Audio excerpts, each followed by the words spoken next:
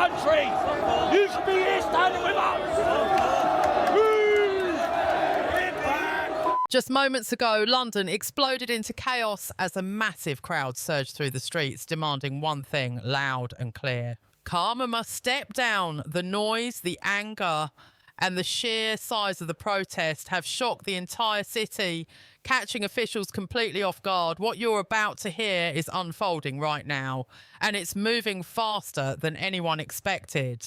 The protest began as a small gathering near Parliament Square, but within minutes it transformed into a huge wave of people, filling the heart of London streets that are usually packed with tourists, and office workers were suddenly flooded with angry voices calling for change. The air was thick with tension, and the crowd's energy kept growing as more people rushed in from side streets, buses, and nearby train stations. It was clear this wasn't a normal demonstration. This was something different, something louder, sharper, and more emotional than what London is used to. People held signs above their heads, some handwritten in a hurry, others carefully prepared overnight. Many carried simple messages: Star must go and enough is enough. Others held more personal statements telling their own stories of frustration, disappointment, and lost trust. Even without seeing their faces, you could feel the emotion behind every movement. From the shaking of signs to the force of their chanting as it echoed through the entire square. Police officers formed long lines along the sidewalks, trying to create pathways through the massive crowd. Their expressions showed they weren't expecting this kind of turnout. Some officers spoke calmly to the protesters, while others stood tense, watching the growing surge of people with worry. Every few minutes, the sound of whistles, drums, and loud chants rose in sharp, powerful waves. It felt as if the whole city centre was vibrating from the sound alone. Drivers stuck in traffic honked their horns, some showing support, others simply frustrated by the sudden shutdown of major roads. Buses and taxis came to a complete stop. Even people who were not part of the protest stepped out of shops and cafes to watch, taking out their phones to record the moment. Social media quickly filled with videos and hashtags demanding Starmer's resignation started trending almost immediately. From a distance, the protest looked like an endless sea of movements stretching far beyond the main square. Every second, more people joined in, workers on lunch breaks, students leaving classes, and passers-by drawn in by the noise and emotion. London has seen protests before, but not one that exploded this quickly or carried this level of intensity. This was a moment where the city seemed to pause.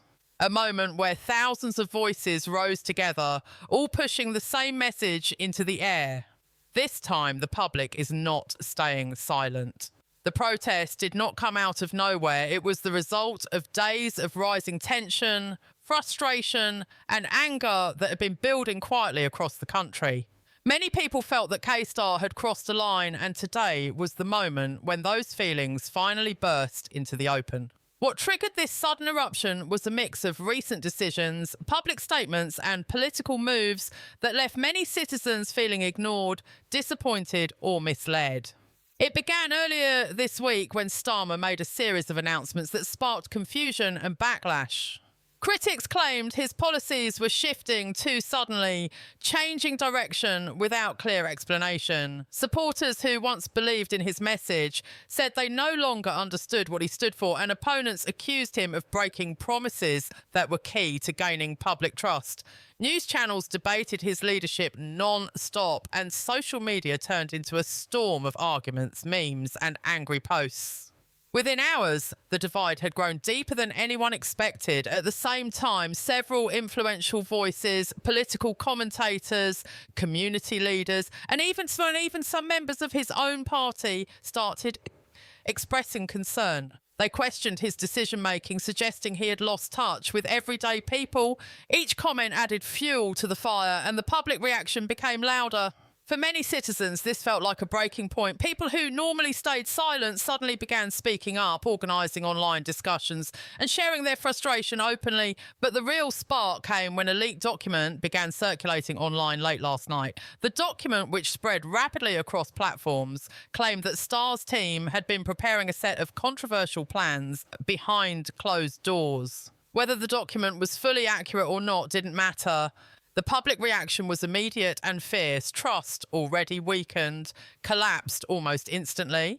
By morning, hashtags calling for protests were everywhere. Hundreds of people said they were fed up, while others said they felt betrayed and kept in the dark. What began as a digital outcry quickly transformed into real-world action. Groups started planning to meet in central London. Influencers and activists encouraged their followers to show up. Even people who weren't usually political said they felt it was time to take a stand. By midday, the momentum had grown so fast that organisers couldn't even keep track. What they expected to be a small demonstration suddenly became a national flashpoint. London's transport network recorded unusual spikes in travel toward the city centre. Streets filled with people carrying signs, megaphones and flags. What had started as online frustration turned into the massive protest now spreading across the city. For many in the crowd, this wasn't just about one decision or one document. It was about a long list of disappointments they had been holding inside. For them,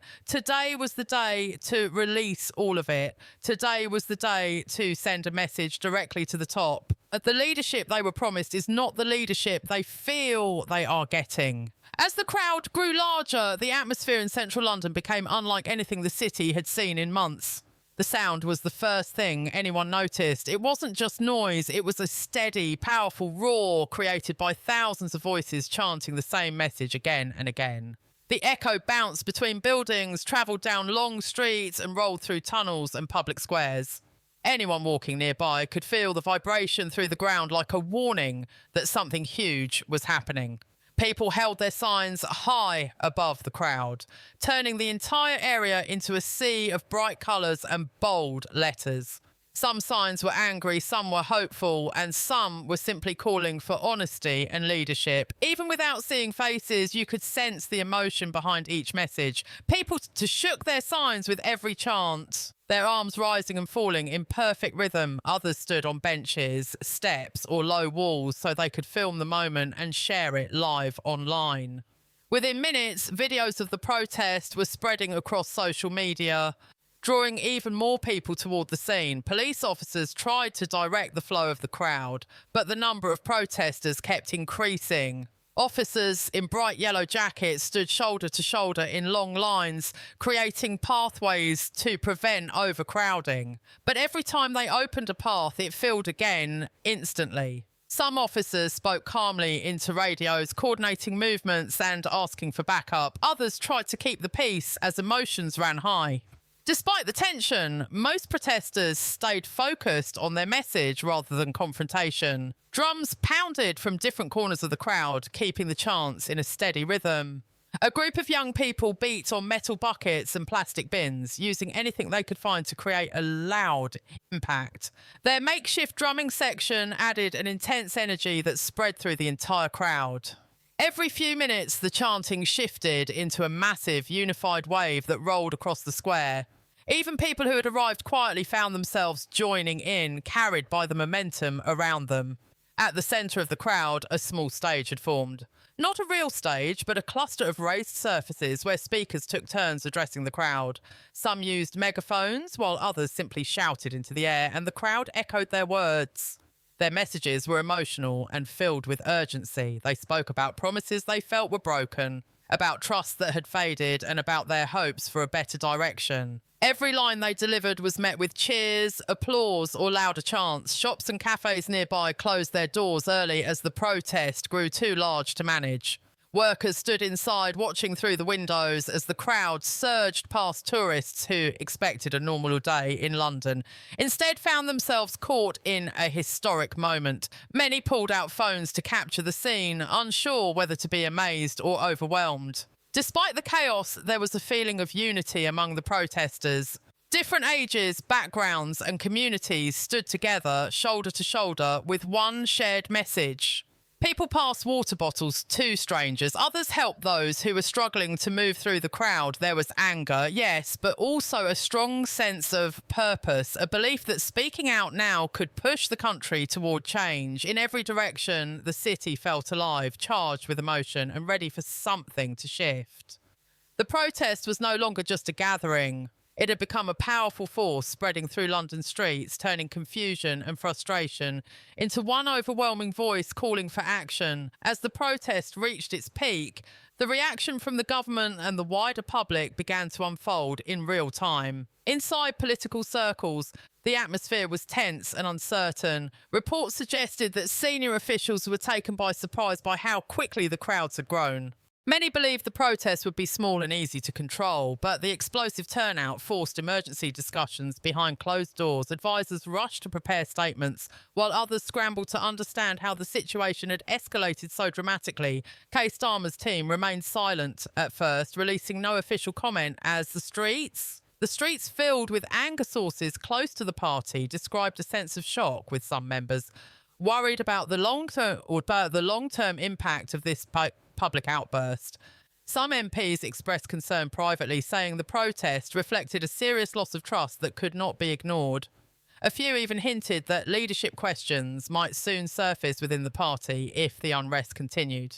Meanwhile, Starmer himself was reportedly being briefed minute by minute as the crowd continued to grow outside Parliament, outside of politics. The public reaction was deeply divided. Many people online supported the protest, saying it was a long overdue response to a leader who they felt had drifted away from the people. Social media platforms became flooded with hashtags calling for his resignation. Videos taken by protesters went viral within minutes, showing the scale of the crowd and the intensity of their message. Thousands of comments poured in, with some calling the demonstration historic and a turning point for the country.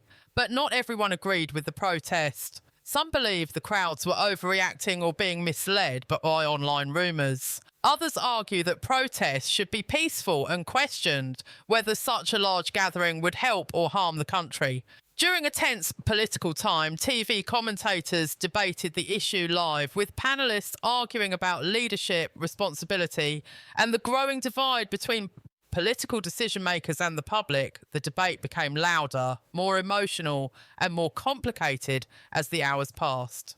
International media also started reporting on the situation, describing it as a sign of deep political stress within the UK. Foreign commentators questioned what was happening inside British politics and how the government would respond to such a sudden wave of outrage. Some compared the moment to past political crisis, suggesting it could spark broader changes in the months ahead. In communities across the UK, people watched the events unfold with mixed emotions. Some felt inspired by the unity and strength shown in London. Others felt uneasy, worried that the protest could lead to instability or further division. For families watching from home, it was impossible to ignore the scale of what was happening. News channels switched to live coverage showing helicopters hovering above the city as the crowd stretched farther than expected. At the heart of it all was one simple question echoing across the country: what happens next? The protest had already changed the political conversation, and both supporters and critics agreed on one thing: